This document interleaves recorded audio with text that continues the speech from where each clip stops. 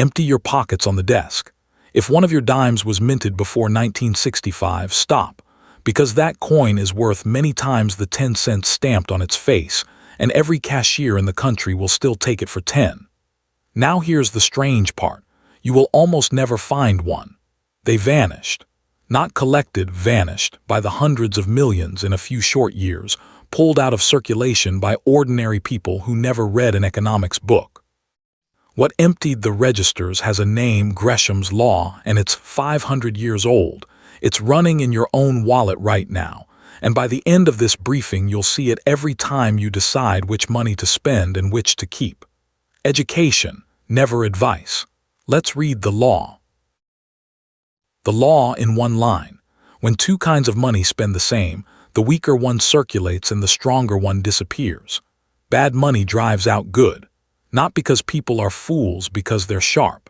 Hand a trader two coins with the same face value, one full weight and one shaved, and he does the obvious thing. He pays with the shaved one and pockets the heavy one. Multiply that by every pocket in the country and the good coins drain out of the markets like water through sand.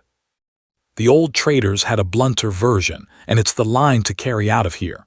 People spend the money they trust least and save the money they trust most. We watched Rome run this exact program in the prologue, merchants burying the old silver and spending the washed coins. Briefings linked below. But you don't need Rome. This law ran in living memory in America, and it emptied the nation's cash registers in under a decade. Here's the case study your textbook skipped. For most of American history, dimes, quarters, and half dollars were 90% silver, real weight, real metal. In 1965, the law changed. Silver came out of the dimes and quarters, and a copper-nickel sandwich went in.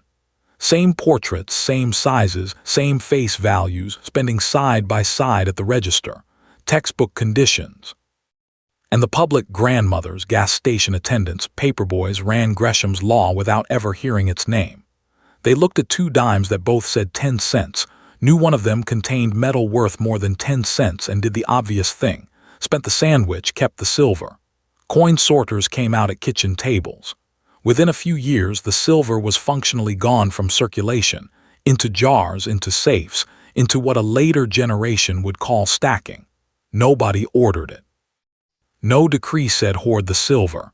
100 million people each made one small, rational choice, and together they emptied the tills.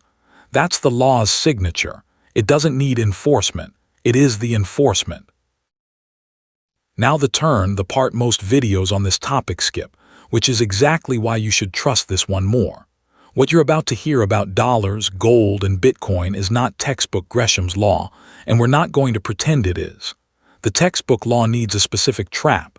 Two forms of money legally fixed at the same face value, while one carries more real worth. 1965 had that trap. Rome had it. Today mostly doesn't gold, silver, and Bitcoin float against the dollar at market prices that reprice every second. Nobody forces you to treat an ounce of gold as $20. So call the modern version what it honestly is. Not the law's letter, the law's engine. The same human behavior that emptied the registers, running loose in a world of floating prices. Spend what you trust least. Save what you trust most. The trap changed. The instinct didn't.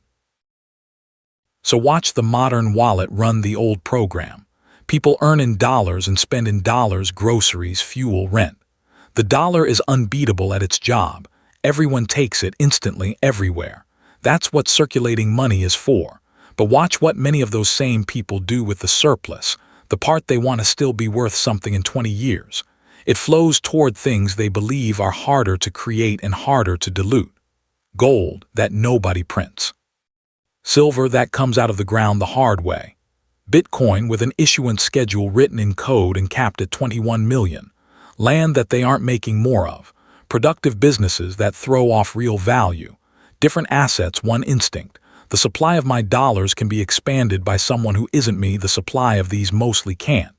Notice what this is. It's the silver jar on the kitchen table scaled up to a civilization. Spend the sandwich, keep the silver. If the pattern's clicking, hit subscribe. This desk runs on soldiers who see the board. And now every toll booth at full volume because a save asset pitched without its costs is a sales pitch, and this desk doesn't run those. Gold.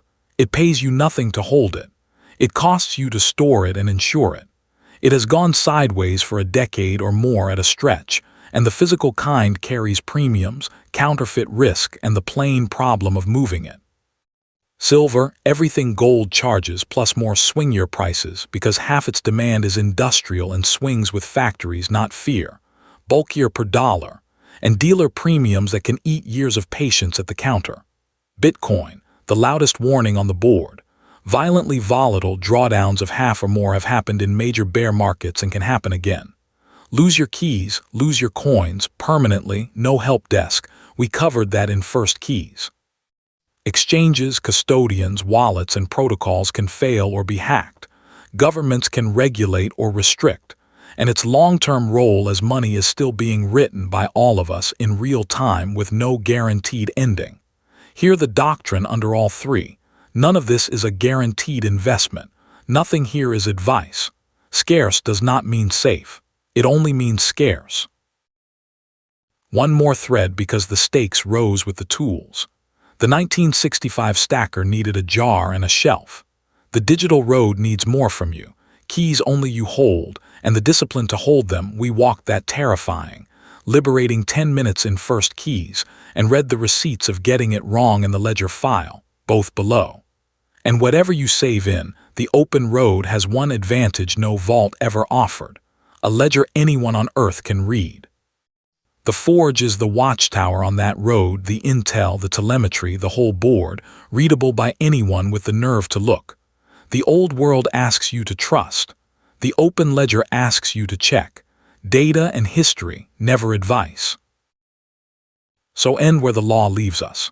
The register's emptied of silver because 100 million people quietly voted with their pockets on which dime was really worth keeping. The same vote runs today, every payday, in every wallet that spends one thing and saves another.